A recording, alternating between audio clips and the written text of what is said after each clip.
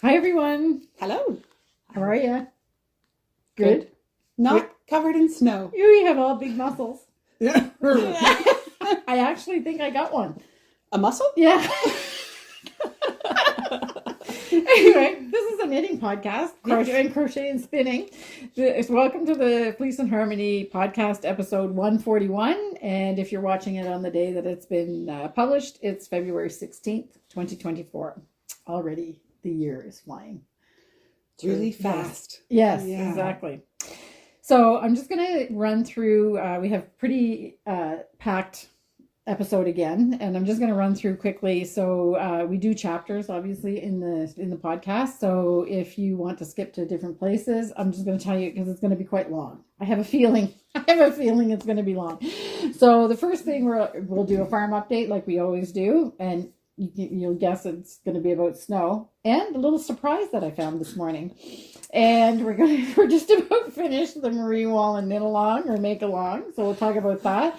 Then I'm going to talk about the Fibre Festival because they started announcing the instructors and it's pretty exciting. And Simone has designed something special for the Fibre Festival, and we're getting it out to you early this time, so actually people would have more than 4 days to knit it if they want. And the blanket, what can I say about the Fleece and Harmony blanket? You guys, it's like going crazy.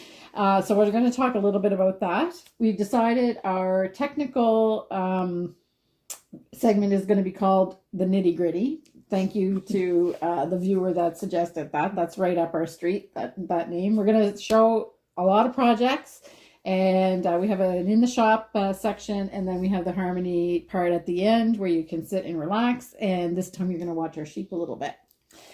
So I didn't do the introduction of where we are. I wonder.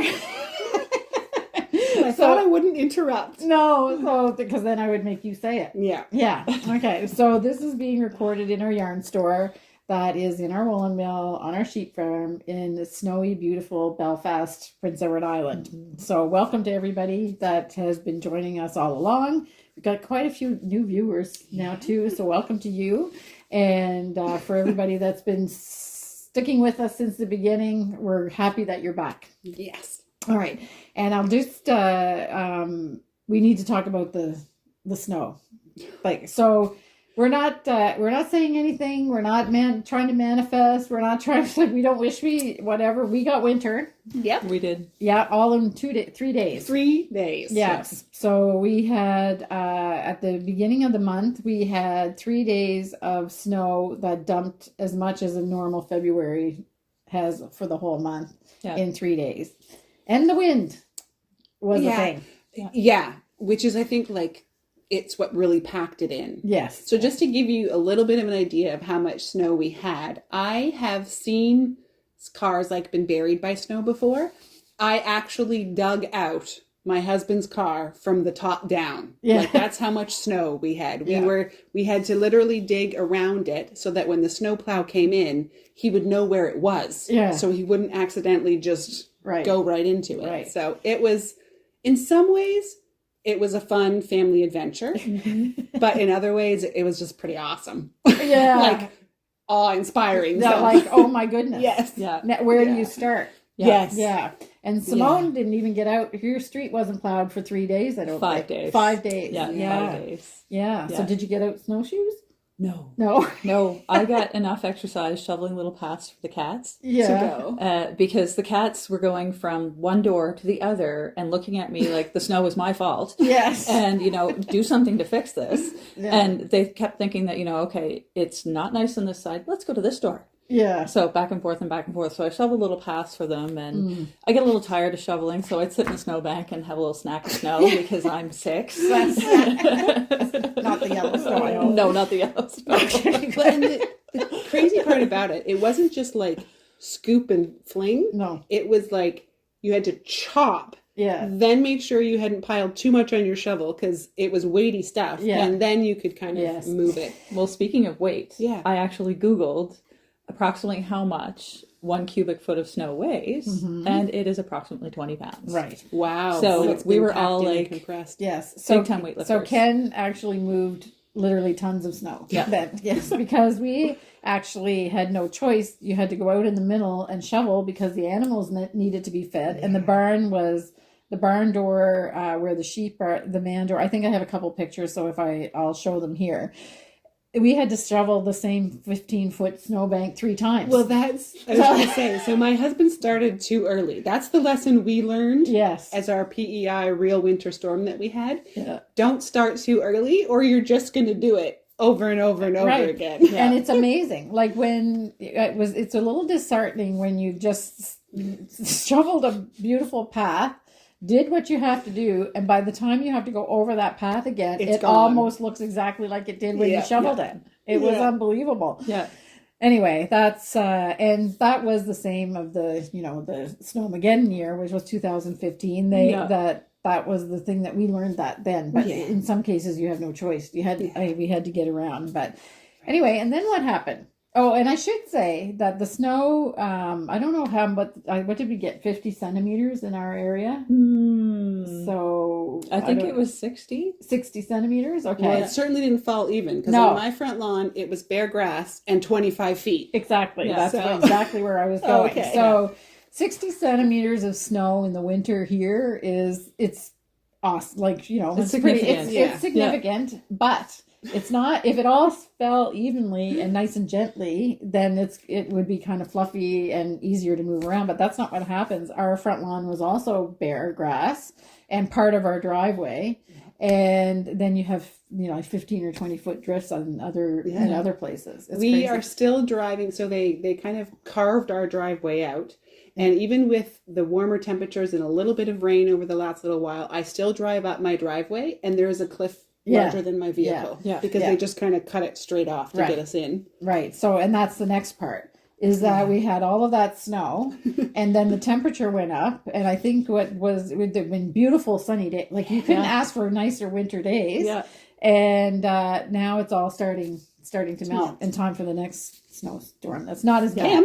No, but there's a little bit of snow forecasted, but it seems more like skiffs. I figure we're good to go because all of the kids at school were calling it. Oh, it's gonna be a snow day. But if you call a snow day too early, okay, then it doesn't happen. Yeah, that's right. Yeah, they get too excited too fast. Yeah. Yes, and I have to actually apologize to Betsy because I totally threw you under the bus with a comment on the podcast because they said you got yes, we got your message, Marguerite. I totally blamed you. It was a comment about next time you're flippantly talking about snow, maybe you want to reconsider, bite your tongues or something like that. And I totally... I got a few of those messages too on Instagram from people. They're like, haha, you spoke too soon. And I'm like, oh yeah, I know. Yeah, right. I appreciate the support, folks, but really, we're not that powerful. Yeah, exactly. Anyway, it actually was one for the record books. They had their, they love doing their graphs about the biggest snowfalls. It's still significant. Not the worst we've had, but I don't want to talk about. I don't want to evoke that. But. And the ultimate truth: if we really didn't like it, we could leave. But there's way too much that's worth sticking around for. That's right. So. I didn't know where you were going with that. Just back it up or leave it. Somebody else can show. And if you don't have to go out anywhere, a snowstorm's actually kind of a wonderful thing because you snuggle in with books. You hang out with your family. We're going to see some evidence of it today, I think. Exactly. So it's actually because Matt drove you to work one day. Yes. And we were chatting in the driveway.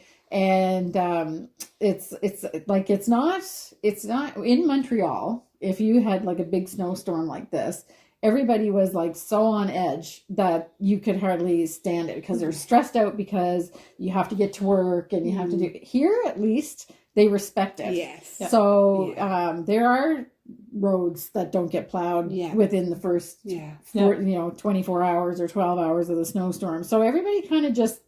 Once you get over the fact that you have to be, there's nowhere you have to be because nobody's expecting you to come. And most things shut down. And I had great appreciation. I saw a couple times the PEI government posted. So first of all, they told you if you don't need to be on the road, stay off so the plows can do their thing, because they worked really hard to keep an emergency path at least open. Yes. So I really appreciated that. And then at one point they put up a post that said, look guys, we're pulling the plows from secondary roads because these folks need to sleep too. And so I just appreciated the fact that, you know, they weren't expecting people to work 24/7. Like it's just they respected that. So, and you know, they do clean things enough that if there's an emergency that people can still get get out or, you know, emergency vehicles or whatever. But if you're just someone at home and you're all hyped up about you want to get into work or whatever, you can forget it. Like it's just, and it's not open anyway. They close everything. So and one nice thing about the storm is because our road didn't get plowed for a while, there was lots of people with like skidoos and things like that that went around, because we have a lot of seniors in our community. And they checked on them to make sure that they had like toilet paper and milk and bread and, you know, whatever they needed, and they could, you know, check in on people. That's one of my favorite things to see when you've experienced extreme weather after it's passed, is to watch the community come together and work together as a team to just, I don't know, it gives you a time to connect in a way that you might not have in our busy regular routine. So it was awesome in the true sense of the word, but it's there's also, like, we're just so much Susie sunshine. Like there's always things to, if you're not in danger, it's kind of a good thing to take a break. And so obviously nobody was getting to the shop. We technically could have walked over to the shop, but we took it as a little bit of it wasn't a break, we were shoveling, but we didn't feel any pressure to open the store or anything like that, so we weren't out here. So this is the farm update, but we were closed for a few days, so I'll talk about that later on, because I'm going to talk about the process of the orders and things like that we're doing. So now this morning, Betsy doesn't want. I'm going to show this morning. I'm going to talk to Simone. So I'm going to talk to Simone. So Simone and I have these great conversations about things that you find on the side of the trail, because Simone walks like for kilometers every morning, and we're always making jokes and laughing about the weird things that you find on the trail. And so the other time you find weird things is when the snow starts to melt, and things that were deposited there in layers of this, kind of like an archaeological dig. True. So, this morning, I just can't keep a straight face. it just struck me so funny. So I'm gonna do a warning, like what they do. That's smart. Yeah. If you don't like any discussions about poop, skip to the next chapter, which is the Marie Wallin knit along. But I was laughing so hard that I could hardly breathe this morning, because I found this little pile of poop next to in between the buildings where the snow had melted, and right next to it was what looked like a piece of toilet paper. And I was like, wow, we really have hygienic animals around here, because they leave a little deposit of poop and they obviously wipe as well. Anyway, technically it really wasn't a piece of toilet paper. It was somebody's dryer sheet that blew over in the windstorm. I don't know whose it was, because we don't use dryer sheets. Anyway, but here's the picture. And it was all fun and games when I thought it was a fox, because we have fox all together. And then Simone, who is burst your bubble. Yeah, she said that it looked like our fun friends, the coyote. Yes. Yeah, it looks like coyote scat. Yes. So, and we heard coyotes last night. So last night, Ken and I it reminded me of a night before Christmas, and when they jumped out of bed or whatever, it was almost like we levitated out of bed because we heard coyotes. Yeah. There are families of coyotes around us, but at a distance. So we actually don't see coyotes around the farm very much. So I was in complete innocent oblivion about the fact that, you know, we are really careful about like not leaving things out that would be interesting to coyotes or anything. So we don't really see them. And we heard them last night though, but the it's quite a sound. when you hear it, yeah. it's pretty haunting and I think I have a disturbing. video, so I'll have to share it with you. And you can share the when of they're coyotes. Yeah.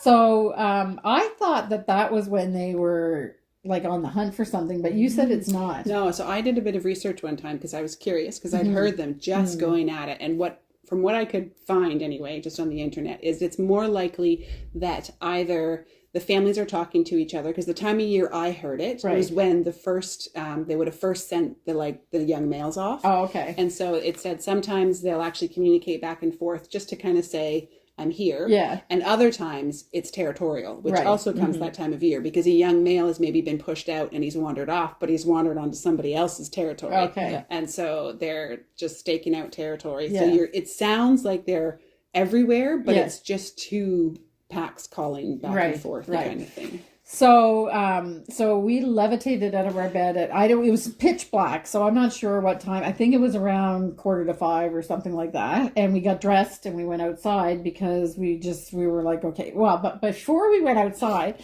so they were like, yip, yip, yip. Well, I've played the video probably by now, so people know what they sound like.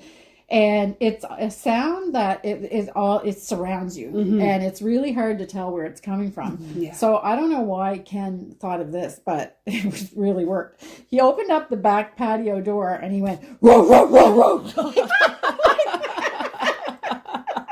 And honestly, you could have heard a pin drop. Yep. They stopped just like that. Because they said, oh, big we've predator. crossed onto somebody's territory. Yeah. Anyway, and I looked at it, I said, where did that come from? He says, I don't know what to do. Anyway, it worked. And it was dead silence. So we actually were dressed. So we went out around and checked that everything was okay, and everything was okay. We couldn't see any footprints anywhere or anything in the snow. I'm sorry. Now all I'm doing is picturing Ken as a Great Pyrenees or an animal. I know. And then about 10 minutes later, after we had walked around, we went all the way down to the horse pasture, and they wouldn't really have hurt horses, but we made sure the sheep were okay. And we heard them it sounded like it was way over across the highway at that point. So I have no idea. I had no idea how close they might have been or whatever. And then I showed the picture that we just talked about, and Simone says, oh, that's coyote poop. Yeah, it definitely looks like coyote poop. It looks more so like coyote than fox. Yeah. But if you know your animal scat, let us know. It seems small to me, but you said that it's small. Sometimes, for the size of the well, animal. especially in the winter if they haven't been eating a whole lot. Yeah. Okay. Yeah. Anyway, so that's all. That's the end of the poop talk. And now you know more that you ever wanted to know about this. And I'll just remind you that this is a knitting podcast. So now we will get to the knitting. So Simone. Oh no, we have to do the. Oh, okay. Yes, I have. Oh, yes, I have a note to myself to remind people that if you're enjoying all the discussions that we have, it seems kind of weird now to say this. We have a newsletter that goes out every Friday at 2:30. We only send one newsletter a week, and that's regular. And so we would encourage you to subscribe to that, and subscribe to our our YouTube channel as well if you're enjoying the podcast. A lot of you are regular watchers, and we're really trying to get our subscriptions up because they do grow. But if you enjoy our podcast and you're watching it every week or every 2 weeks anyway, then and haven't subscribed, if you could hit the subscribe button, that really helps us with YouTube. And share it with your friends. And share it with your friends. So I don't actually even know how to share a video. You can just take the link and send it to somebody. Yeah, okay. Yeah. That's right. Click the share link. Yeah, okay, there's a share link. Click that. Yeah. Anyway, so now we're going to talk about the Marie Wallin make-along because it's almost over. If you haven't started something, unless you're going to make a hat, it's kind of too late now. Yeah, you better be swift. Yeah, so we're not going to go through the whole thing because people that have joined know about the prizes and everything, but we just want to say there's 2 weeks left. Yeah. And I have to say too that I love going through the threads because there's so many beautiful projects. People are helping each other. Yeah. Like, it's a really great community atmosphere. I'm loving it. Yeah, it's really, I think it's the best ever that we've done. Like because you've been working on Ravelry for me for quite a long time because I'm totally useless at it. I do it for a week and then I don't do it, but Simone is like really, really on top of it. And so I think it's thanks to you that it's like there is actually a community there. But I've been reading the comments and stuff, and it's really great to see like a lot of people have been engaged and they're challenging themselves too, which is wonderful. Like trying new things and experimenting, and I love to see it. Which is exactly what we were going for. Exactly. Yeah. So so this is the 2-week warning. Yep. So there's 2 threads. There is. Yeah. There's the discussion thread where you can share your progress and ask any questions, answer questions, just cheer people on. Or there's the finished project thread. And that is no discussion. You just post your project, a photo, any pertinent details, and anybody else can go in there and hit the like or interesting, or love, I guess, or interesting buttons to show their support. And something else that I will mention too is if I notice that any of the posts aren't in the proper thread, I just move them. So you might get a little notification if you post in the wrong thread, because I want you to get credit for your project. Right. So because we're choosing the winners from the finished object. Yeah. So if you get a whoosh, the moderator moved your thread. There's nothing wrong with your thread. We're just putting it in the appropriate place so you get the credit. Yeah. Nice. Yeah. Excellent. So people were posting finished objects in the... They were starting their own threads. Oh, okay. So in some cases they were starting their own threads, so I put it in the actual finished project thread, or they were starting threads answering questions. Oh, okay. So I just put it into... Okay, so I wouldn't have done any of that. I wouldn't have known what to do. Okay, so then just to be clear, you probably gathered from that we're going to do random random draws from the finished objects thread for the prizes. Yep. Okay, and then the other little housekeeping thing, but it's very exciting, is we're just going to talk about the Fibre Festival again. So the Fibre Festival is October 3rd to the 5th, 2024, held at the Delta Hotel in Charlottetown. And if you're not subscribed or following the Instagram, the Fibre Festival Instagram or Facebook, and there's a newsletter as well, then you should, and you're interested in the Fibre Festival, you should do that, because they've started announcing some of the vendors and the instructors. Yeah. So the tickets will go on sale sometime after mid-March. We're not quite, which is earlier than last year, but people that are subscribed to the newsletter will get first notification that the tickets have gone on sale, and then they'll be released to the general public. So it's a good motivation to sign up to the newsletter. And I just need to talk a little bit about who's coming so far. And this is just the beginning of the list. Just do a little name dropping. They're going to totally do the name dropping. So this year we have Tanis Gray is coming. Bristol Ivy is coming, and we have Kate Atherley as well. And then we also have Julianne Leboutier, which I'm hoping I'm pronouncing your last name correctly, Julianne. And Julianne has a new book that's being published in March. So we're really excited. And she's from New Brunswick. So she's kind of local. Yeah. And so she's coming. She taught last year as well. So we actually invited her back. Then we have Lisa Freeman doing felting again, which is a repeat. And we already Lisa's so much fun. Yeah. And we already said you're coming back. Yes. So you're so much fun too. You get to learn how to make a drop spindle. Yep, that's right. Yeah, exactly. And the other little thing that I want to say, and the vendors have also started to be posted about, but I just wanted to give you a little bit of a teaser for the instructors for the workshops.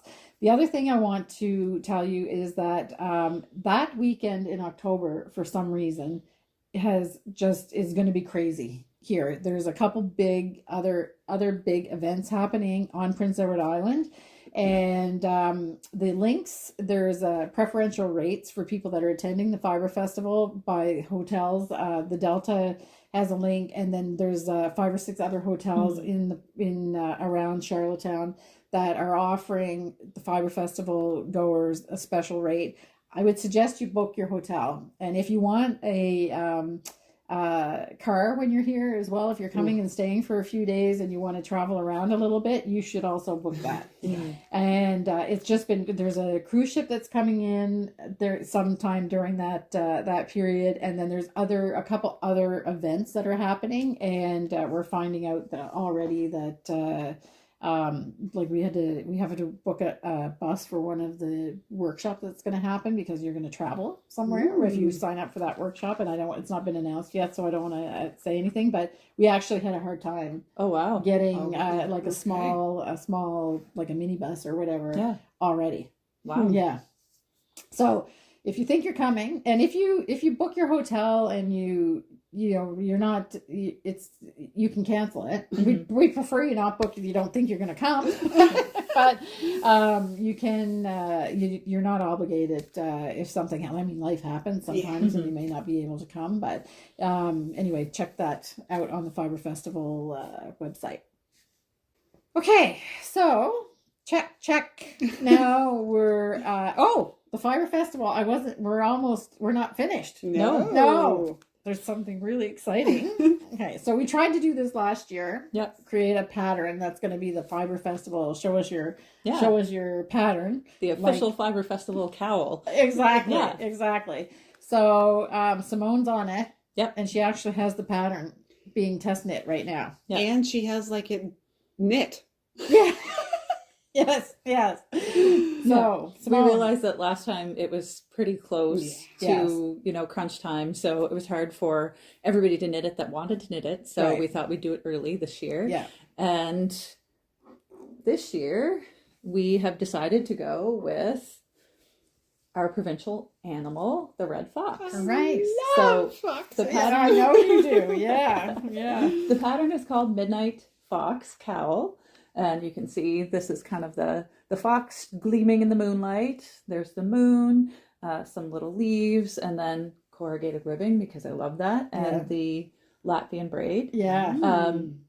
There are some instructions in the pattern on how to make it shorter, because I realize that not everyone likes a really tall cowl. Okay. So again, it's kind of a selfish knit, because I really love the tall cowls. They keep you nice and warm. Yeah.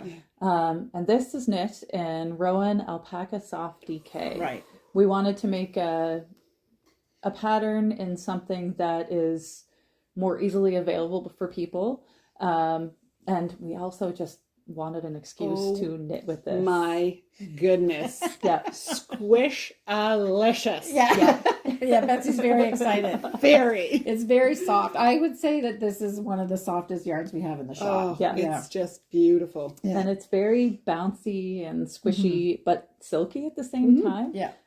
It's such a treat to knit with. Yeah. It really is. Yeah. Is this your first time knitting with it? Yeah. Yeah. Yeah. So I can see more projects with this in the future. So it's stranded colorwork, knit in the round, and it's currently being test knit by my lovely test knitters right now.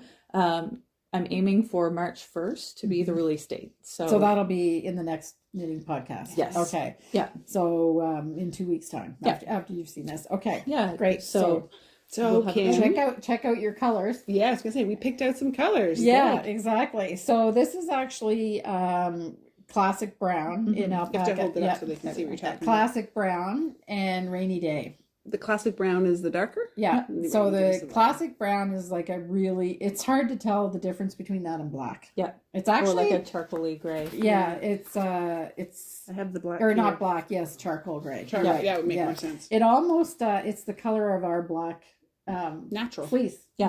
Natural black. And it's a little bit heathery too, which is something that I love. Yes. Yeah. And the rainy day is the light gray. I just got inspired again. Ooh, oh no. Okay. Okay. So everybody in Betsy's family is going to have one of these, or you're going to have more than one. I'm going to see. I might make a Betsy version of it. That's what I'm going to do. I've already talked to Simone, so she's not insulted by any means. She knows that I love her patterns, but this is just who I am. Yeah. Okay. And I love to see what people, like what spin people take on the patterns too. It's a lot of fun because, I mean, we can all do different things. Yes. That's what it's there for. Just out of curiosity, did you do that one ball each? It was 2 balls. 2, okay. Yeah, so I haven't written down how much, but it's a ball and a half of the background color, which is the classic brown, and then you just barely get into the second ball of the rainy day. Okay. Yeah, so 4 balls total. Okay. And so what, ladies, alternative colors, I'm going to go first because this is like completely outside my wheelhouse. Yeah, go for it. And Betsy is busy dyeing blanket yarns like crazy and colors for blankets. And she happened to have November Sky, which was from the first block, up in the window drying. And she had Chestnut next to it, which is coming up in a block that's you haven't seen yet. Yeah. I was trying to figure out, these are, what do you call, like window spirations or something? Yeah. And it's amazing how often that happens here. Yeah. It's like you plan this. No? Yeah. No, it's just whatever's happening or whatever's been ordered. And often it's from 2 different people, but they're both drying in the window at the same time. And I went by the other day and I went, whoa, wait a second. What a great combination. And you see brown and blue together, but this is just like so, I don't know how to describe it. The chestnut is kind of a pinky brown, and with the November Sky and the right now the fleece that we are getting is really white. Yes. So a lot of the times the fleece that we're getting is has some kind of a tinge to it. It's either a little bit grayish or it can have like a little bit of a more warmer tone. Yeah. But right now it's really, really white, these last couple batches that we have. So the November Sky actually comes out like really icy blue. Well, there are a little bit of dyeing tricks that I do when things aren't maybe as white. But right now, this is what would be like more of a pure color. Yeah, exactly. I don't have to apply those tricks. Yeah. So I've chose 2 colors from the Alpaca Soft DK. And the first one is, I think the name is Toffee, and it's number 203. And then the blue is one of the newer blues that they have. It's shade 232. And I think it's either baby blue or blue haze. And I think this one is the baby blue, but I'll put the titles underneath. I can't remember. I could start making guesses as to which one would be which, but yeah, you better just put them on. Oh yeah, okay. Well, my initial thought would have been that's the blue haze because it has a slightly grayer, and the baby blue is a more bright, but that might not have been their logic. Yes, but I think you're right. Okay. Yeah, I think you're right. So anyway, I put it down here. So I think I'm going to do this, and this is not like I rarely knit with brown. So people are going, okay, what's the big deal? But for me, this is not a color I would normally choose. But I was just so inspired by those in the window Selkirk worsted, the chestnut, and the November Sky that I'm going to do that. And what are you going to do? I want to somehow incorporate 3 colors. So I might actually stretch myself and do some 3 color stranded knitting. Or 3 colors? Yes, that's right. Yep. So I have chosen, I don't know the names of these at all, but I can give you the numbers. 229, 229 for that one, which of course is kind of the orangey fox. I think that's color. vermilion. Vermilion. Yeah. And then white. I think it's white. Yep. 201. Simply white. Simply white. And then black. Simply black. 216. So I'm just going with the real sort of like literal fox and midnight. Yeah. Midnight fox. I want that. Yeah. So yeah. Okay. And what do you have, Simone? I picked 2 different variations. So I have kind of a lovely jungle green, and it is 214. Yeah, that's either hunter green or teal, but I can't. 214. Yeah, I'm not sure. Anyway, titles will be down here, and that's the other blue. 224. Yeah. So that's those 2 colors there. And if you're more of a plummy, purpley person, the other option that I chose was 230. Yeah, and I have no idea what the name of that one is. And 231. I don't know that one either. Yeah. And I cannot. Those are newer colors. Say enough about. You've been dying to knit with this. I have been. I really have been. No, you So have now an it's a excuse. perfect excuse. Yeah. So again, that's we've teased you now, but you have to wait because it will. I'll put it in the newsletter on March. It was March 1st or Yes. March 2nd. March 1st. I think it's March 1st. Okay. Yes. So the link to the pattern will be there, and we'll talk about it again on the next podcast. So it's very exciting. Yes, it's lovely. And your knit, the knitting is even and perfect, and it just looks so smooth. Of course. Yeah. Squishy. Lovely. Thanks, Simone. Okay, so now we want to talk about the blanket. Wow. Yes. Holy smokes. Thank you. Yeah. Thank you. Yeah. I don't know how many. Betsy's been trying to keep track of how many people she thinks are. I'm making making it. some educated guesses about how many of you are actually knitting it. I'm not. I kind of have had to give up. Okay. So we've literally sold more than 1,000 patterns. So I just want to make one little kind of people are thinking that I really don't know what I'm doing at all, because there was a little reversal on one of the legends of the overall patterns, which we fixed. Yep. But we didn't. We used Google Drive to share files. Then we thought we got rid of it, but it's like a bad virus. Yeah. It just kept showing up. So we corrected the mistake. We sent out the January block to everybody that purchased it, and you might not have even noticed, because we didn't notice because we weren't looking at the legend. Wrong side and right side was reversed.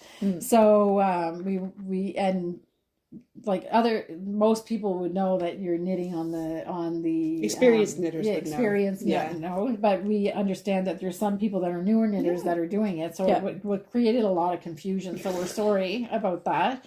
And then I sent the correction, and then that created more confusion because I sent the wrong file again, the same file, and then I sent a third file, and by that time I think we had 600 patterns out there. So I'm sorry about I think we have our Google Drive issues finished, because hopefully we figured out that the person that uploads the file needs to delete the file and actually remove it from their trash.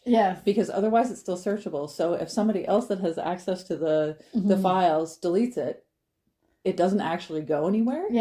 Google's just being a little too helpful. Exactly. So then we sent out the second one, and the same error was on the second one. Thank you, Google Drive. Yes. Keeping us humble. And we had fixed that at the same time because we knew that the pattern was completed. So chances are it would have just been the color names would have just been changed or whatever, or the whatever. Anyway, the old file was still there again, and then I came and downloaded into our software for the PDF, and I downloaded the wrong file.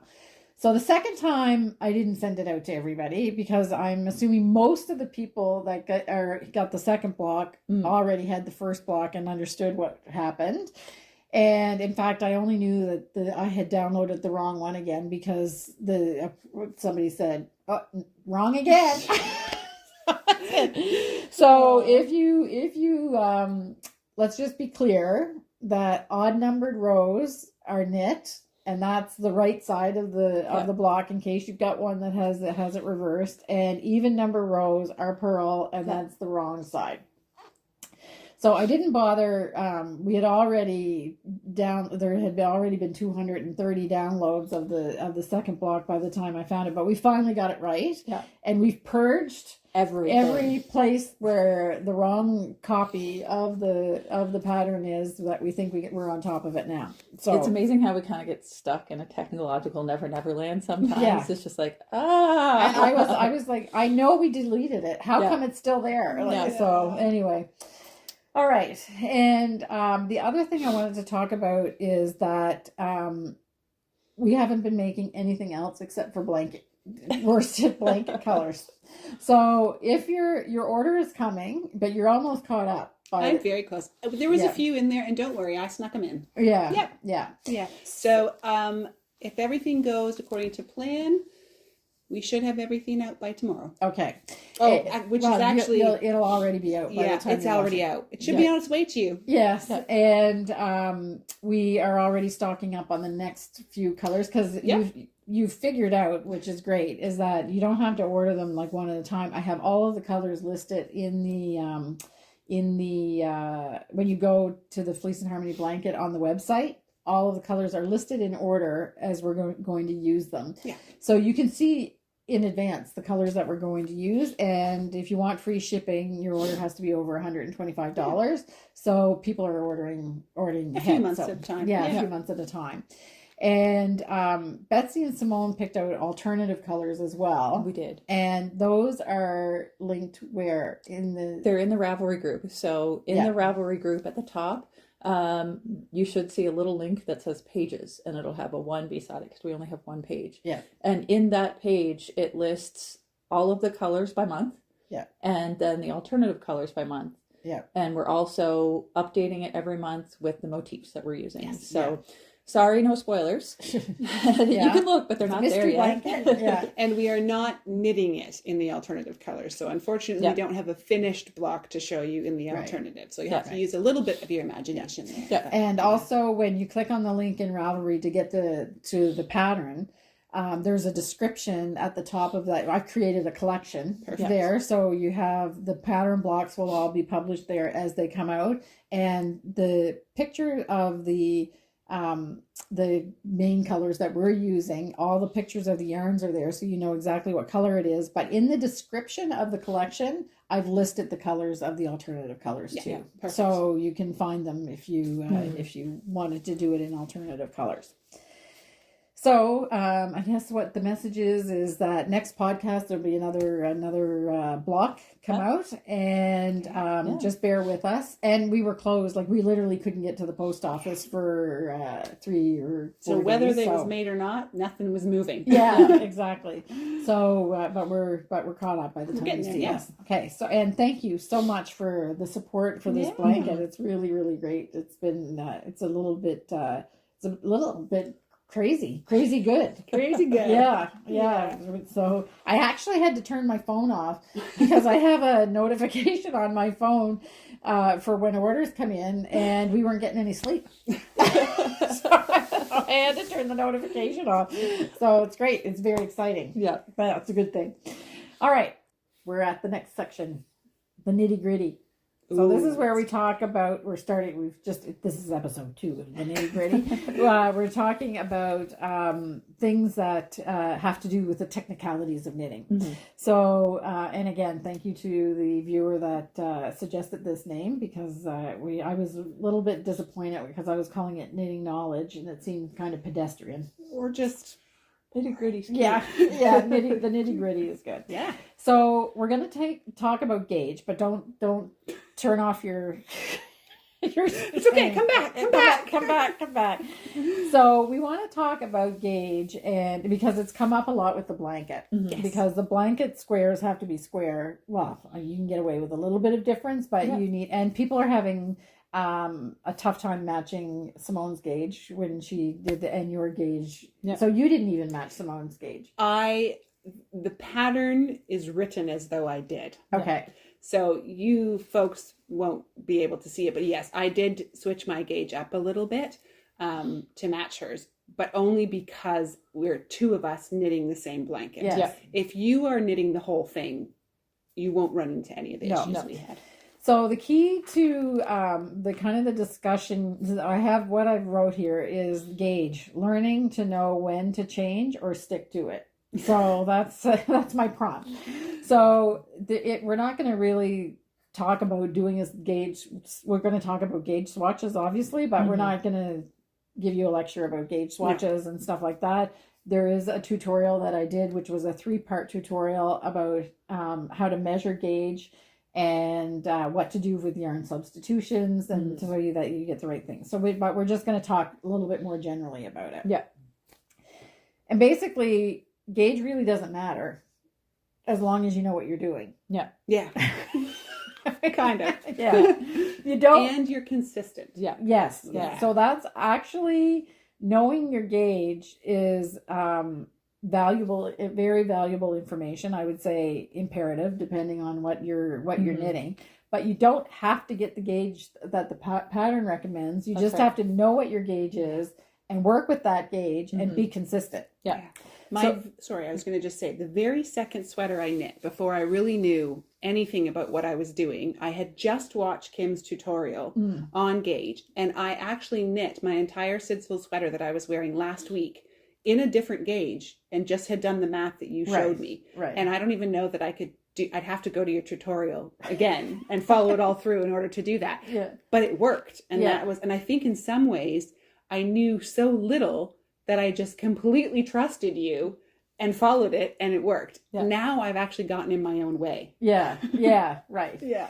So if you follow the steps that I didn't make up those steps. Those were I can't remember the name of the woman, but she has been a knitting teacher since the 80s, and she was the one that released me from having to try to get a gauge, because I don't knit at the typical pattern gauge. My comfortable gauge of knitting that I can do consistently is always different than what the pattern gauge is. So for me, this was another thing that just kind of opened a whole new world for me. So did you want to talk about the blocks for the blanket? Yeah, as long as you're knitting your blocks and they're the same size, each one, and you're happy with the fabric, it doesn't really matter what your gauge is. Your block will be bigger or smaller. Yeah, exactly. And the only thing that I will say is, if the fabric is a little too drapey, you're going to end up with a very large, very spilly kind of blanket. So you might want to err on the side of caution and knit at a slightly tighter gauge. Yeah. So it's a blanket. So you want it to be warm and cozy. Not I don't, unless you want to make an airy blanket out of wool. No, it's going to be too heavy. That wouldn't be right. Simone, you started the blocks, I guess, and you were following her recommendation for the needle size. So it's purposely tight. Yeah. Yes. Because we want it to be sturdy, and that'll give you more wearability and more durable. Yes. Well, and it'll hang together. Otherwise, it's just going to be like a soft stretch out of shape. Yeah. So the gauge is tight. Yeah. So you need to make a fabric that's tight, and you can. I guess the point for me is to look at it from a little bit of a different perspective. What size needles did you use? 2.75. 2.75. I was going to say, so that's the key. Don't panic that you need to change your knitting. Just change your needle size. Yes. Just bring your needle size down. So you have a tight fabric. And that will shrink your stitches. Yeah. So everything will compress. Yeah. Right. Yeah. Right. And so depending on how you knit, you want it tight, but you want to be able to move the stitches along the needles, and you want it to be comfortable in your hands. But just you want to keep that gauge. So you need to know what the gauge is so that you can kind of look at other blocks that are coming. Yeah. So I don't know, are we explaining things or making it worse? So you just get the fabric that you want. Yep. Find out how many stitches per inch you have, or 4 inches or whatever, and just keep that. Make sure you check it every now and then that you're still at the same gauge. And that's a lot easier to do. That's a lot easier to do if you're knitting what's comfortable for you on a smaller needle. Yeah. That you'll be more consistent. Yeah. And it's good to just keep the previous block at hand so you can measure up. Yeah. And if you want to block them now, that's great. If you don't want to block them, that's fine too. Just measure your unblocked to your unblocked. Don't try and measure your blocked to your unblocked because things might get a little crazy. So what happens, I'm going to play devil's advocate here for a second. So what happens if your row gauge is not right and so you might not have a square block. That's okay. Yes. And in the end, it just means your blanket will just have the dimensions slightly shifted, which isn't going to matter. No. As long as they're all a little bit rectangular. Yeah. That's okay. Don't worry about it. This is meant to be fun. Yeah. And all of the future blocks will have the same dimensions. So 72 stitches by 78 rows. Just so you know ahead of time, we're not going to change the size of the blocks. It's just the motifs. Yeah. So once you get your gauge that you're happy with, you can keep on trucking. It should get easier with every block. Yeah. And your 72 by 82 or so 72 by 78. 72 by 78 may not be the exact same end measurement as what Simone and I are getting. But again, as long as you're getting the same end measurement for each block, it's all good. Yeah, exactly. It's only complicated for us because it's two of us knitting the blanket together. Yeah. Yeah. Yeah. So if you're going to share with a friend, make sure your gauge is the same. Yeah. So it's and it's really hard to force yourself to knit at a gauge that's not your natural rhythm. Mm-hmm. And it's really easy to have a rhythm and just knit at that. And like I said, you put but I think if I was reading some of the comments, there seems that people are having to go up to get the needle size. Okay. I was surprised. I thought they would have to go down. That's what I thought too. Yeah. So maybe they're a little bit tighter. Because you're not a tight knitter. No, I always consider myself kind of middle of the road. Right. Yeah. There's really no way of knowing that, right? Exactly. You'd have to compare, you have to make a science project out of it. You'd have to have so many samples. And exactly. And I've knit color work for so long that it's just... Yes. And like I said, you do want it to be a little bit dense, but not so tight that you can't knit it. Yeah. You don't want it so tight that it'll stand up on its own. Yes. Exactly. Unless you're making a rug. Yeah. So that discussion is all around the blanket because it's a good example. But that goes for everything that you make. Yeah. So if you've got a gauge and you've got a fabric that gives you the fabric that you like, you do just exactly what Betsy said with her sweater that she knit. Is you just have to find out how many stitches are in an inch, and then make sure after you've knit the item, you've got the right number of stitches to make the measurement that you want. And it's all explained in the tutorial. Yeah, so the practical side of that, for me, my fabric was denser. So I had to go up a size, but it still came out the size I wanted. So I was aiming to knit a size large, but because my gauge and everything was tighter, I actually knit the extra large and still ended up with the measurements of a size large. Exactly. Yeah. So you use the stitch count for the extra large to give you the large size. Exactly. Because your gauge was your stitches are smaller. Yeah. Yeah. And that's what the tutorial is all about that. And it works. It does. Yeah. It works. Time and time again, it works. Darn math. Yeah. Yeah. Okay, so is there anything else that we want to say about that? Are there any other questions that came up? I think it's a really great... Well, it's no surprise that we are big fans of the gauge swatch here. Yeah. And I think it's a really useful tool for getting to know your knitting better, especially if you're a newer knitter. Mm-hmm. Learning what feels good in your hands, learning what fabrics feel good for you, and learning to count your stitches and count your rows. Mm-hmm. And all of that will just make you a much better, more proficient knitter. Right. It is time consuming, but it's not time wasted. No. And if you're tight, some people are worried about if you do a gauge swatch, you're going to run out of yarn. Most pattern designers leave a buffer. Mm. Yeah. So I actually haven't. I don't think I've ever run out of yarn if I had the right amount and didn't try to skimp on the yarn when I bought it in the first place. But you can also take your swatch out. Yeah. So I just leave my swatch until the end, and if you do need like a few yards, because if you're doing a swatch, a proper size swatch, you're gonna have a little bit of yarn there. Yeah. So then I just take it out if I have to, and that's the other thing. We've said this a few times, and it's not directly related to what we're talking about gauge here, but it's important.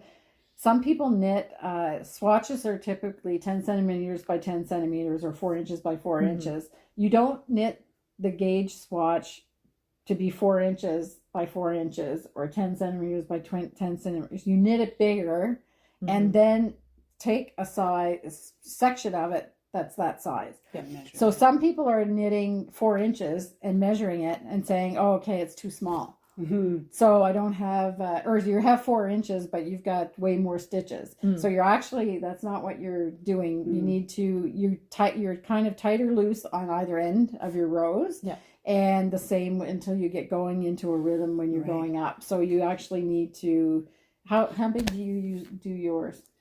I usually go about 6 by 6 inches. That's what I do too. like if I'm just doing kind of a quick little swatch for an inch, because sometimes I will do that, just like a little speed swatch. Yeah. I'll do like 3x3. Yeah. But most of the time I knit a bigger swatch because I want to see the center portion of the fabric. And especially if you're doing a swatch with color work or texture in it. I think you need that straight stockinette is one thing, but I think when you add the texture and the color work, because sometimes it just takes you a bit to get into your rhythm and relax into it. So, yeah, exactly. And it's a great place to explore any new techniques or stitches that you might be coming across, or any of the like textured stitches, things like that. So getting to know how those work in the fabric before you actually start the garment, that will save you a lot of time too. Yeah, tells you a lot. Okay, so that's the nitty gritty on gauge. So really, I think what we're trying to tell you is fall in love with knitting. Yes. And it's great that you get an end product from it, but just enjoy the process all along the way. Yeah, exactly. It's all knitting, as we like to say. Okay. So now we're going to move on to our projects. Oh, gosh. I guess. Yes. Already. I'm just adding a little extra drama here. Yes, exactly. So at the beginning of the project section, we're going to try to remember to say what we're wearing. Oh, yes. Okay. So for future reference, because I get lots of comments saying what sweaters are you wearing or whatever, and we always say it at some point in the podcast. So I think now we're going to just start the project section with that. But it's kind of like we have finished objects. Exactly. Yeah. All right, so go ahead, Betsy. Okay, so I am here on the podcast with my knits to help you be creative and try things. So this is knit by me. I just cast it onto the needles and went with it and made it up as I went. So this is, I've called it cake. It's just a long rectangular wrap. And my excitement this time is I have learned how to style it differently. Yes, it's so great. I was, scrolling through Instagram and there was a little video of here's how you should do it. So I went ahead and did it. So I really like it. It has our point prim sock in cotton candy and in Ferris wheel. So it was just a fun exercise in playing with some texture and putting fun colors together. And it's garter. It's garter. Garter. It's garter on the diagonal. Right. So what do you call that? I don't know. Anyway, it grew. Yes. So there's no pattern. No, you just no knit. pattern. All she did was you just looked up how to make a diagonal scarf or wrap. And then I cast on and I went for it. And that's just so much fun. So let yourself do that. And you alternated the stripes whenever when you I felt like it. Yeah. There was no rules. It just. It's beautiful. Thank you. Yeah. And it's really nice. I love our still same thing. Our point prim sock. Yes. Yeah. And this is really good. The styling thing. I saw that came up in my feed as well on Instagram. It was a reel that came up, and I have no idea. It was I don't know, like how to style a scarf 10 different ways. Or something like that. And I was fascinated. I was like, oh, okay. So, and a lot of them, you make a loop and you put it through. Like you put it through. So a lot of them are like that. But I'd show you, but I can't do it without a mirror. No, exactly. So anyway, I need that reel. Yeah, I think you can just probably Google. Oh, I'm sure you can. Yeah, exactly. So, but it looks fantastic. Thank you. Yeah. And Simone? I am wearing Paper Dolls by Kate Davies. And this is in Belfast Mini Mills, either specialty sock or their fingering. You can't get that anymore, sorry. Discontinued yarn. And Red Island Fibers. I don't even know what this is because it was a really pretty color and I scooped it right away. And I didn't care what it was, I just wanted it. Exactly. Yeah. So it's a fingering weight yarn. Yeah. Right? Okay. Yeah. And this was a really fun knit. It's so cute. I love Kate Davies patterns, and this was on the bucket list for a while. So when I finally got to knit it, I do have a quick question: is the corrugated ribbing actually part of the pattern, or is that a Simone thing? No, it's part of the pattern because you certainly like that, and it's really cool. Ribbing. Yeah. Nice. Is this an I-cord? Nope. Oh, it's just pearl knit, pearl, and then bind off. Wow. Do you believe? It's really neat and tidy. Okay. Yeah. Very nice. Very nice. And I'm wearing tungsten. Tungsten. In felted tweed, Rowan felted tweed. Yeah. And I have to admit that this was the sweater that I talked about all the time, saying that I was going to try to cut it and make it smaller. But am I ever happy that I didn't? Because I've been eating so much Chapman's blackjack cherry ice cream and telling myself that I'm shoveling it off. So it's not the tungsten. As I'm shoving. We're calling it the blackjack now? No, well, you could kind of look like, yeah, it's supposed to be hiding the blackjack. Okay. Yeah, so anyway. No. Well.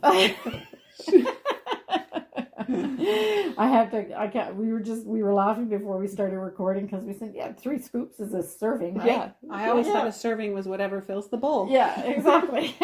Anyway. She's just kidding around. All that shoveling, she's good. Yeah, I burned a few calories, but if anybody's interested in that, it's a great Canadian company called Chapman's that makes ice cream. And if you can get their ice cream, they're great because they make great stuff. And the name of the one that I'm currently binging on is the blackjack cherry. And it's actually a frozen yogurt. It's a frozen yogurt. Yeah. Yes. See? Yeah. Oh, good. Yes. Yeah. But they are such good corporate citizens, from what I understand, and that they had a fire in their manufacturing plant at one time. They kept all the employees were still paid the whole time. They couldn't work anymore. And actually their competitors offered them space to continue making ice cream so that they could stay in business when they were in a bit of a pickle. That's amazing. So it's an amazing story. So eat as much of their ice cream as you want. Yes, that's what I think. I think they deserve our support. Anyway, so that's what we're wearing. That went on a tangent. Okay. Okay, so now we're supposed to be talking about projects, and Betsy's up first. Okay. With her Norwegian sweater. It has made some progress because that snowstorm did help. Yeah. I would go out and pretend to shovel, but my husband definitely did the lion's share of the shoveling. Because while he was doing that, I was making his sweater. Oh, so it was all good. Yeah. He was helping me. I was helping him. Yeah. So I got the sleeves attached, and they're on there. Those first couple of rounds weren't tight so much as they were awkward. Right. It really kind of cinched my my cable into almost like a figure 8. Yeah. So I was really like going in. Yeah. I don't know why that was. I think it was the shifting of those stitches. They kind of didn't smoothly come around the curve. I had to shove them around the curve. Yeah. So that's the same thing as what I was talking about. Okay. But so it's hard to. I thought I would if I went up a needle size, but I don't think that's going to fit. I didn't go up the needle size. I did, but I don't think enlarge that's my right cable. thinking. Oh, okay. So I had more cable to work with. So I now have 4 pieces of cables connected in here. Okay. So I'm very grateful for Tiago and their connecting cables at the moment. Because my plan, as soon as I get to a decrease that is enough, I'm taking one of those off. Right. That's kind of my plan. So what I have found is, this is the first time I've done this construction, and I'm not super loving it. This is a men's extra large, by the way. So yes, it is a bit of a bigger sweater. I just find all the way around the shoulders and across the body, it just feels like that's a lot of knitting, because I like to measure things in rounds or rows. So I've had to tell myself, okay, where I would usually sit down and be like, okay, I'm going to knit 6 rounds. I knit 2. This is me and my goal setting. That's what it is. It's interrupting my goal accomplishment. Yeah. So there's nothing actually wrong with it other than... Because I love this construction. Okay, because I'm finding I have to stop mid-round because life just doesn't allow me to always have that much time dedicated. And that's kind of just bugging me. Yeah. So, but on the whole, I'm loving it. It's softening up just as I work with it. Yeah. It was a pretty rustic feeling. Yes, it's very rustic. Off, and now it's already, I can feel the difference. It's softening. And I've got the fence on, and the sheep have their feet, but they're kind of in this curly part. Oh. So there's a section of the sheep.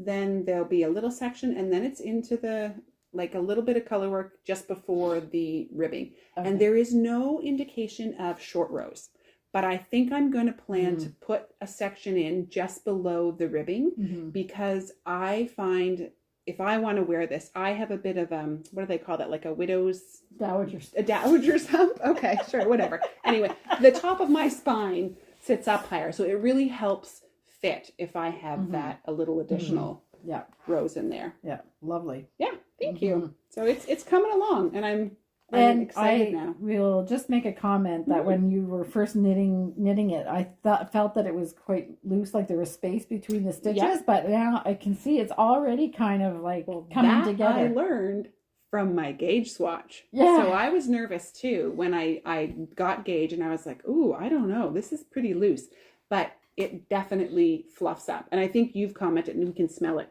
There's still quite a bit of spinning oil in there. Once that oil gets soaked off, it will. They'll allow the yarn to bloom. So exactly. Beautiful. Yeah.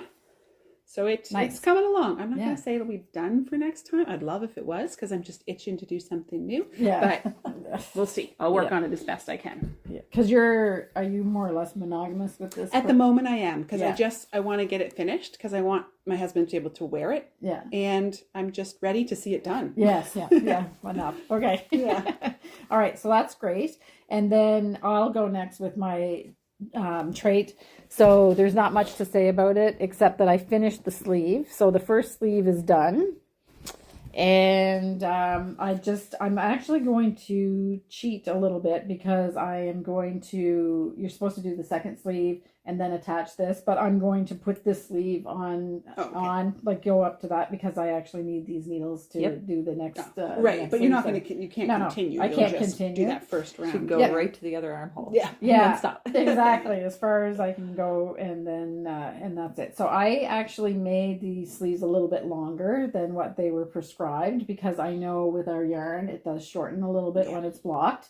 I know that because of the gauge swatch, and also making mistakes, and I knitted a few times. So anyway, so that's that. So this is by Kate Davies, and it has the exact same construction as that. So I'll be doing that same. That's why I was asking the questions about the. You also reminded me another reason why I want to keep going on this. The needle, or the cable that I need to knit the next blanket block is in there at the moment. Okay. And I'm just too stubborn to buy multiple cables and needles, because then I'll just have too many projects on the go. Yeah. So the motivation is to free that cable. Yes, right. Well, so the same thing I'm free the needles. Yeah. Need them for the next step. This was a crop in the pattern. It's a crop sweater, but I've made it down so it'll be over my hips. So it's a little bit longer, because like I think it was like 10 inches or something. Yeah, it was too short. And I made 15. It's to wear with your high-waisted jeans, Kim. Yes. That's so me. So I wear high-waisted jeans, but not so I can wear crop. All right, so that's that. And this is point print sock yarn in Northumberland blue and the Heavenly Kid Silk Case held together. Okay. And the color is heavenly. Although it is a really heavenly. Yes, it is. It is. And I can tell you that M was on a seek and destroy mission again. She actually now figured out how to open my project bag. She actively seeks your kids. She just goes right for that. So now I've got it all balled up again because it's I had to rescue it again from her. So she is a cheeky monkey. You just have to. You have to just slip up the tiniest little bit, and you're a goner. That's it. She takes advantage of every little mistake. Okay, so then what's next? Chestnut. Yeah. So you're I've also made sleeve progress. So the first sleeve is finished. So nice. Look at that! You figured out that the cap. I was going to steek it here, but then I thought about it. And I was like, I don't really want to deal with a steek. Wasn't enough. With this much space. Okay. And a sewing machine. Yeah. So I just decided to knit back and forth. And I was going to say, all the practice we're doing with the blocks, knitting back and forth in color work. Yeah. The only thing I don't love is tucking in all those ends as I go, because I don't want to have to sew in 4 million ends. Yeah. And I found this meme on Instagram. It's Gollum. And we has to sew in the ends, but we hate it. Yeah. I feel that. Oh. So See, I try don't and knit them mind. as I go. Next time you'll just have to bring it over and I'll watch a movie and I'll sew in the ends. Yeah, Perfect. you don't mind sewing in? No. Yeah. No. Yeah, it's my least favorite thing to do. I think my brain flips to embroidery mode when I'm okay. doing that as opposed to knitting. So I will actually pick that up and do that when I feel like embroidering. Right. As opposed to when I feel That like makes knitting. sense. Yeah. Because it's like whenever you're sewing in ends, I feel like I'm not knitting anymore. No, you're not. Because you're not. Yeah. So You're I not think sewing. I think between the two of us, we're weirdos. Oh. Because I love sewing pieces together. And Yeah, see, I don't love that so much. Okay. And I'm not. Ends don't bother me. Yeah. But it's not something give me a good string of mattress stitch, and I'm You're happy. Oh, So- I got better at it when I put Oh yeah, go ahead. No, I was gonna say we should let Simone knit. Okay. I'll do all the piecing, and I'll you sew in the finishing. ends. Okay, there we Yeah. go. And I'll steek it because I like to cut the steeks. Yeah. It's really fun. We are literally trying to turn ourselves into a factory, ladies. Oh yeah. Back it up. No. Yeah. Not what knitting is about. No. You're supposed to love everything. But we don't love everything. Yeah. Anyway, this is great. Yeah. So you're almost done. And I'm so close Yeah. to finishing the second sleeve cap. So I'm doing a really bad job of showing here, but Yeah. Oh, just a little bit. just So other than piecing, do you still have to put a button band Yes. on this? Okay, so yeah. I was going to So say I have maybe... to sew it all together, and I'm actually really looking forward to that because I also enjoy piecing things together. Yeah. It's very satisfying. It is. And then I get to do a button band. I'm still on the fence about whether I'm actually going to put buttons. Oh, on right, it. you had said that. Yeah, because I tend to just leave my cardigans open all the time. So I don't know if the right button appears. Or you could use those little buttons from Jewel Designs. The leather yeah. The buttons. ones you can take off. The ones you can take off. Yeah, Yeah. that's the solution. Yeah. Perfect. Then so when you do it without, Yeah. and then when you're ready to, if you want, then you can use those. So Yeah. after I sew it all together, I just have a little bit of corrugated rib to do, and y'all know how much I love corrugated rib. So I'm closing in. I won't have it done for the end of the knit along, I don't think. Mm-hmm. Not unless I, sit down and anyway. focus. But no. Another snowstorm. Betsy. But yeah, I'm definitely getting close, and this will be the third project. Yeah. Not during the knit I think along. she's done just fine. Yeah. Yeah. These overachievers. It's over. Time. Oh. Okay. And now we have something So I just was fun. mostly monogamous, but my sister gave me a super cute book for Christmas, and we of course happen to carry it in here. Yeah. So it is Arna and Carlos's Field Guide to Knitted Birds. Yes. So it was sitting on my side table, and I kept looking at it going, oh, I want to do that. I want to do that. And I definitely had yarn to do it at home. And so I went through and I found the embroidered birds section. Ah, okay. I've been jonesing for embroidery lately. So you knit they have a pattern called the basic bird. You knit that, and then you put these different embroidery patterns on. And they were inspired by a book they had found of Mexican embroidery. Oh, that was okay. done. And Cool. I'm looking at, they have pictures of the book in the background. I want that book too.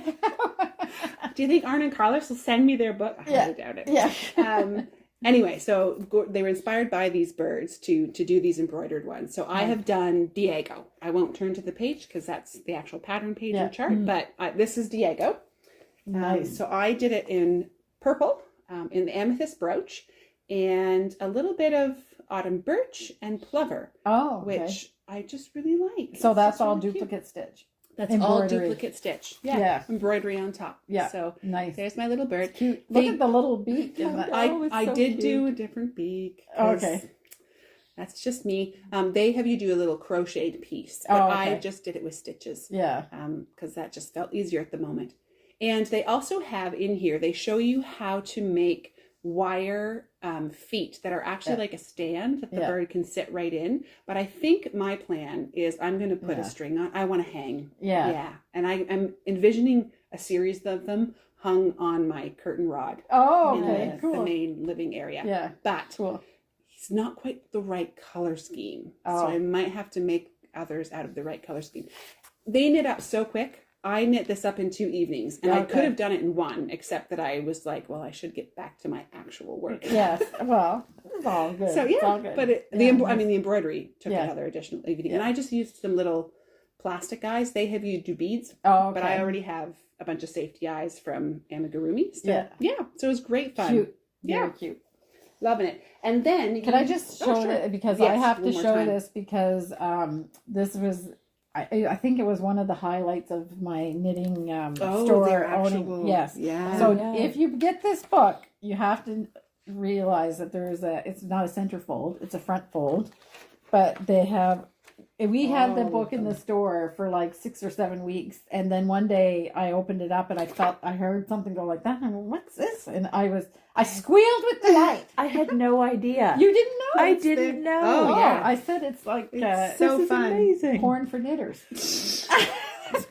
So cute. Ooh, we're gonna get some weird hits now. No. Oh, don't send me anything about that. Whatever. No section comments. on Ravelry. Don't do it. No. I'm sorry I said that. Yeah. It's a centerfold. Super cute book.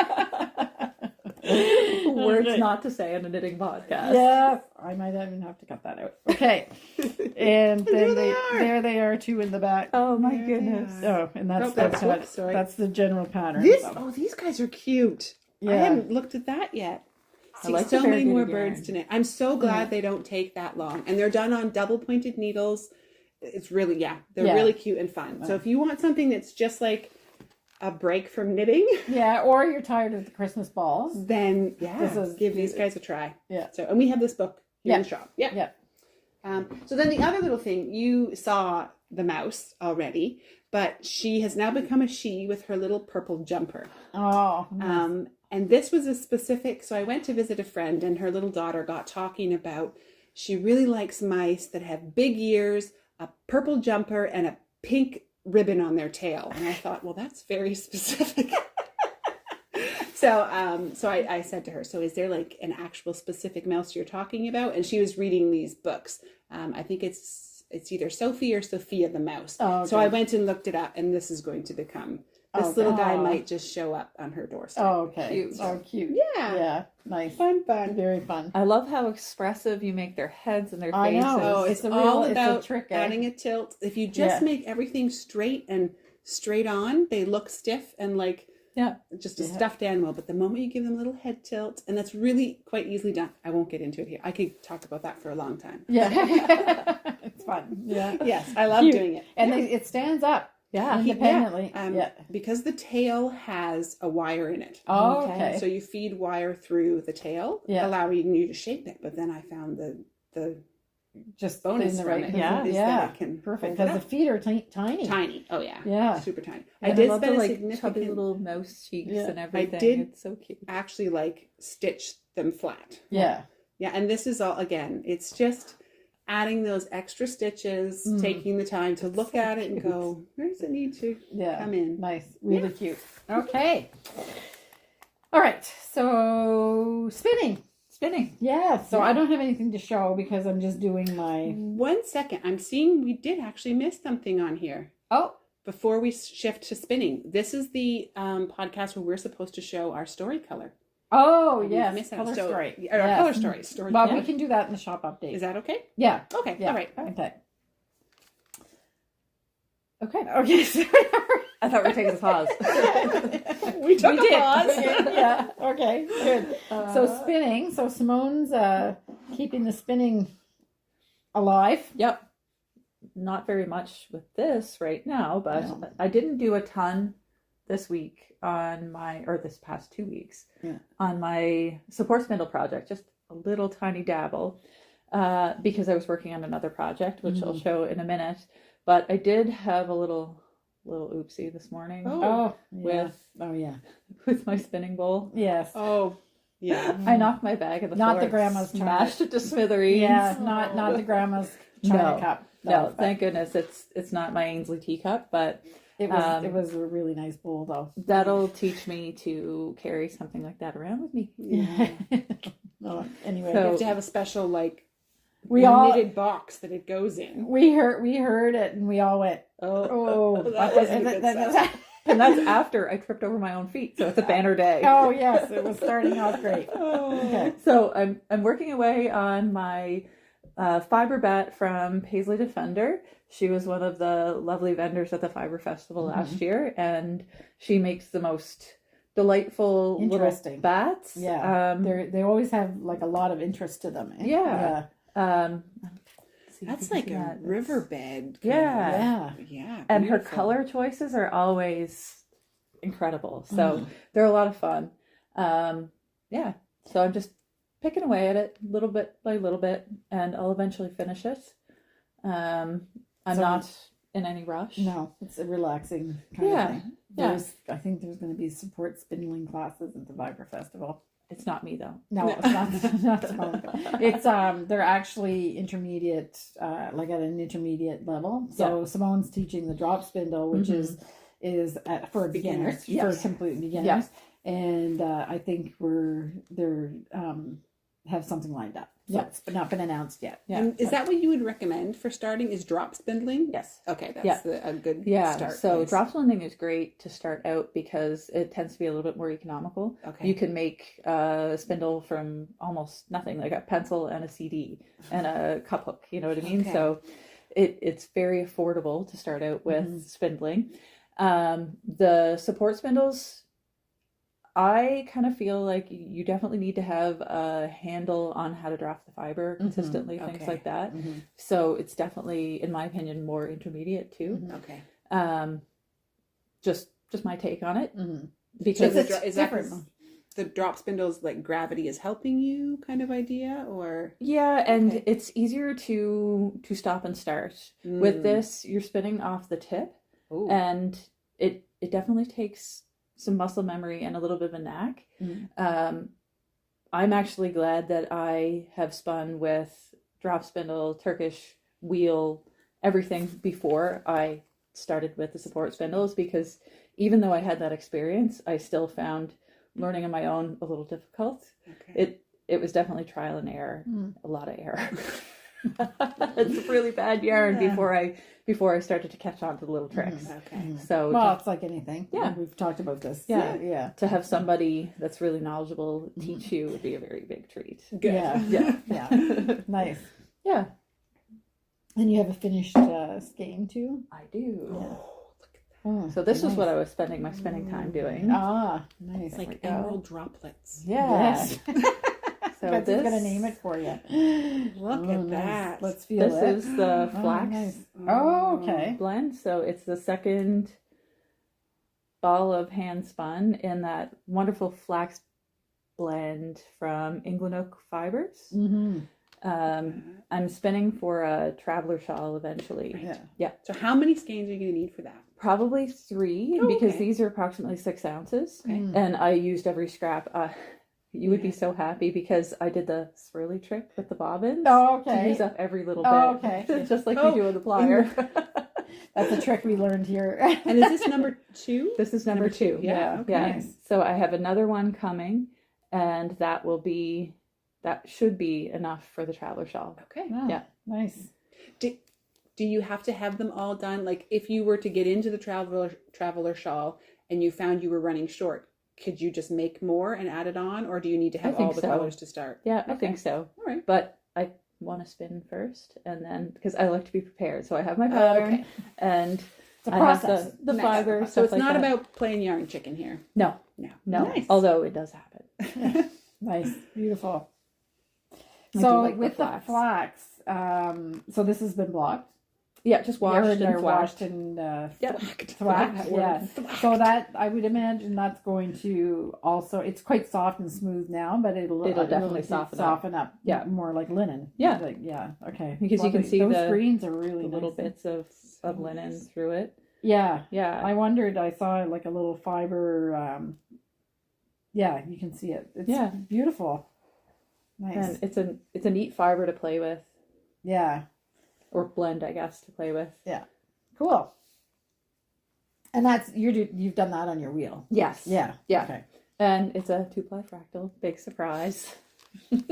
I'm predictable. Is your wheel your fastest place for spinning? Yeah. Okay. Yeah. Yeah. Yeah, you can go pretty quick. Yeah. I've Some, never. some people can go pretty quick. I've actually not seen it in live. I saw your video that you posted on Instagram, but I should watch you guys actually do it live sometime. Yeah. I've never seen it. Yeah, Okay. great. And you did a little bit of spinning too? Yeah, I've been doing it, but this week I didn't do it as quite as often. So my bobbin looks the same, similar, and the color, it's just we'll just show the same pictures you took last week if we want to show a picture. But I didn't stick to my half hour every day because I wasn't out here every day. Right. You were busy shoveling snow. Yes, and just the last 2 weeks I've just been on. I had to take my car in for a repair. Life is happening. There was a lot of life. Yeah. A lot of life these last 2 weeks. So anyway, okay. So I think that's it. So now in the shop, it was just Simone's spindle hitting the that ground. Twitch. sounded like a soft landing though. Is it the one that was full? Yep. Okay. There was a little bit of padding on it. Yeah. Okay. Do you want to stop and look at it? No, it's all good. I don't even want to see it. Okay. So in the shop, Rowan arrived, the spring books. We've got like a ton of books that I've been showing on the newsletter kind of one at a time. But I did want to, as always, the Rowan magazine has always two sections, main sections that tell two stories. So I'm going to do a deep dive on one of the stories and show all the patterns that you get. And I'll do a deep dive on the other story another time. And Rowan reduced the price of their magazine. What? Yeah. Something in this world reduced a price? Yes. So you're going to notice that if you're interested in Rowan 75, that they've actually reduced their price of the magazine. And I was a little bit surprised. I knew that they were going to do it, but I'm a little bit surprised at how far that they went. So I can't remember exactly what it is, what the price is. I'll put it down here. But they were always $45, and they went down into the 30s. Okay. So, and honestly, that's a great deal because these magazines are really timeless. You still have the same number of patterns. I thought when it arrived, it might have different paper or anything, but they didn't change anything. Oh wow! So the price just went down. Nice. So it's really, really nice. And I'll try to, when I do the slideshow, I'm going to try to consciously put the focus on some of the nice details that are in there. Because their designs always look one way when you look at it. But when you actually knit them or you see them in person, you see all the little tiny details. And it's hard to see in the photography. So I'll try to do that. So we'll just go there for a second.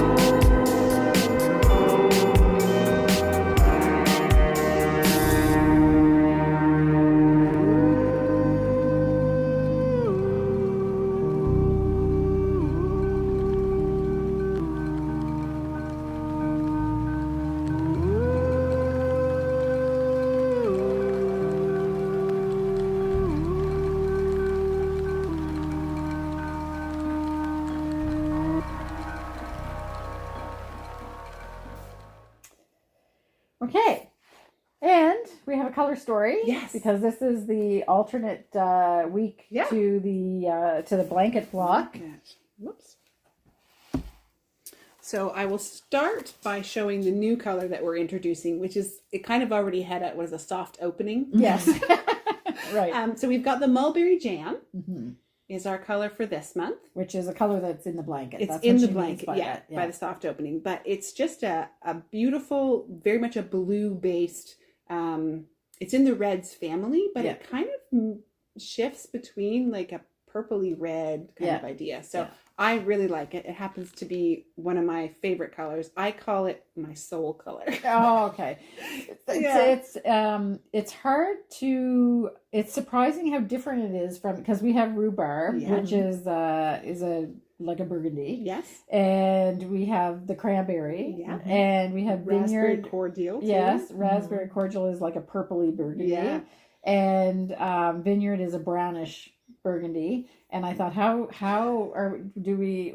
it is different. It's different, and it fits right in there. It's great. Yeah, I have a plan of something I would like to put it with. We'll see if it happens in the future or not. It's not part of this color story, but because it's a little out there, but we'll see. Anyway, it sat on so there's like window inspiration and sometimes there's shelf inspiration where I think this just kind of landed on the shelf one day without a ton of thought, and it was side by side with something that I just went, ooh. Wow. Okay. So I'm trying to think of the color. It's a guessing game. It's a green. Yeah. I was hoping you were going to say that. That it was a green? Yeah. Okay. So we're putting it together with, I should show the main one. So this is the one we're working around, our variegated that we're working around this time. And this is called Forget-Me-Nots. So it's got your blue splashes in there, a little bit of that purpley red kind of, because it's a variegated, nothing is exact solid color. It all has fading and flow to it. Not a significant amount of white space on it, so that's nice. So putting it together with the Mulberry Jam and Lilac, which also happens to be the other one of the February block. It just works so well together. Yes, they do. And then on the other side of it, adding the Blue Lobster and Periwinkle. Interesting. So it just kind of gives you this blue, purple, pink, I don't know. Just to me, it just said February. Yeah. So there you are. February without being, pink and red. Yeah. Exactly. Yeah. So there you are. Okay. Nice. Okay. And at the end of the in the shop thing. Okay. First, I'm going to say we were out of the like a ball winders. I think they're back in stock, so I'm going to order more. But I will put a note down here. I have to check. I meant to check before I came and sat down if they actually are back in stock. But I'm going to order more of those, and I'll confirm down here. And also, we still have a couple of the Forte Chiago Forte 2.0 sets. So if you're interested in that, they are absolutely gorgeous. So we have a couple of those left in the shop as well. And I want to talk a little bit about shipping. Yes. So just as housekeeping for in the shop. So when it came up because of the amount of batches of November Sky and Night Without Stars that Betsy had to do. So we don't put any of our yarns that we have that we make here out of stock. So all of them are always in stock. But we may have to make them for you when you order them if we are actually out of stock. So we can always make more. So we don't put them out of stock. So that means that it can take a couple days Betsy's actually amazingly fast, and has very organized back there. The team is fast. But if she's waiting for Simone and I to make yarn and we have something happen that we can't make yarn, or sometimes some of the batches, or sometimes we spin sock and that takes a day and a half. Yeah, exactly. Yeah. So there can be a little bit of a backlog. Yeah. So we get them out as quickly. Our shipping standard is to ship within 2 weeks. So as long as to be honest, we rarely hit 2 weeks. It's pretty rare. So, and if so, it's usually because we're actually waiting for an outside sourced item to arrive. Yeah, exactly. Yeah. So. So that's that. And then there's the flat shipping, which to the US that I want to talk about is that the flat shipping to the US, if you choose that goes by it's a Canada Post Service, but it goes by USPS, I think, or something like that. And it's a shipped US packet air. So it goes by air, which sounds like it's super fast, but that's kind of like their basic service, but it doesn't have tracking. Unfortunately, the software that we use in the back end creates a label and gives it a number, and then it sends it to you. And we can't figure out how not to get you that you can't, it's sent. So it looks like a tracking number, but it's not. So if you're ordering and you, there's a little menu you can drop down. So if you drop down, you'll see different shipping options for you. The default for US shipping is US small packet air, but that is not tracked. And we say no tracking on it. But unfortunately, the third party shipping service that we use actually sends you a number. They give a code to the package, the label that they made, but it's not a tracking number.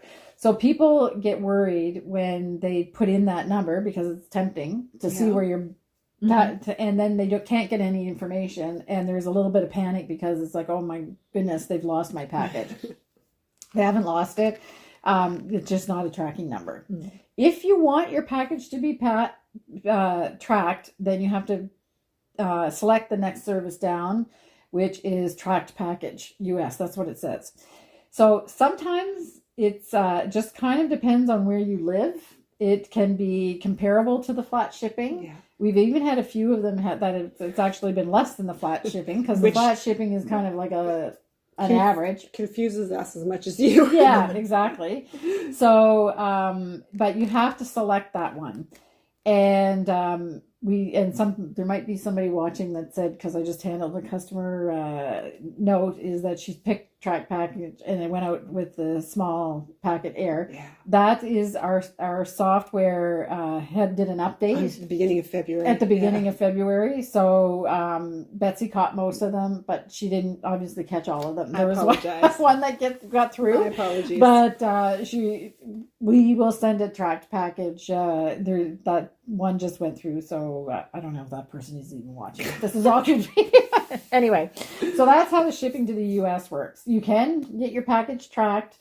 I will say, but I won't take any responsibility for it if it doesn't happen. But I have to say that you in the US complain about your postal service as much as we complain about ours. They're all the same. Slow things are not whatever.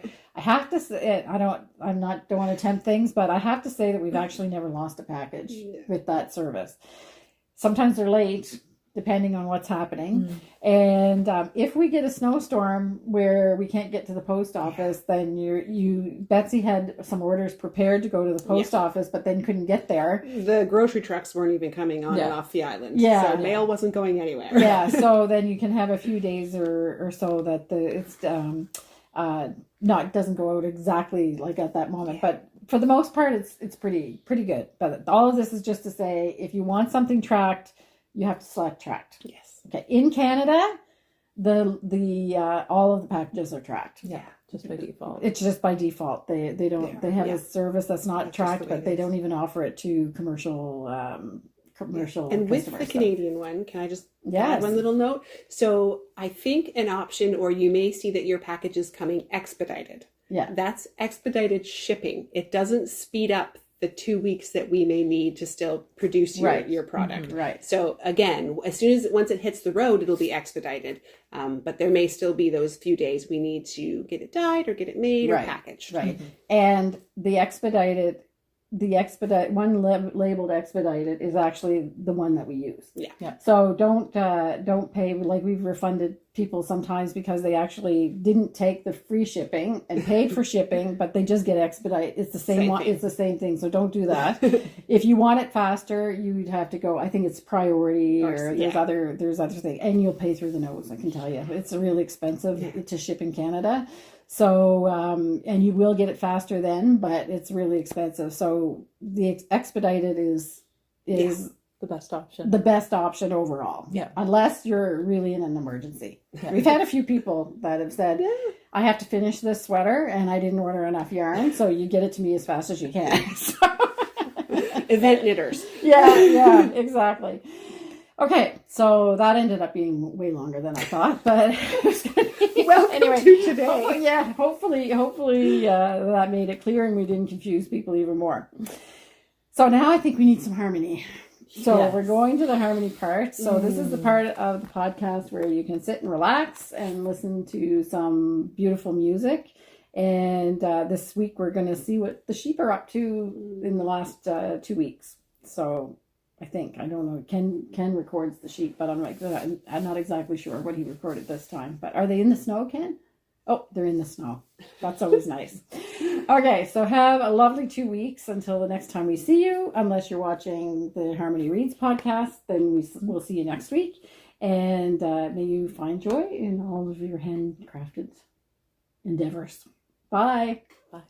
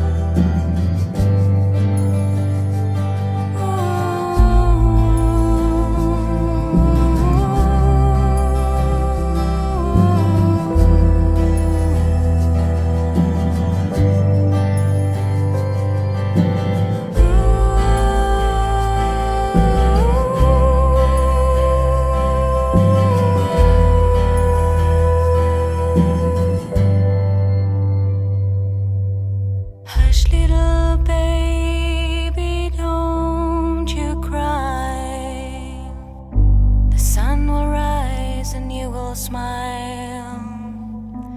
You will smile.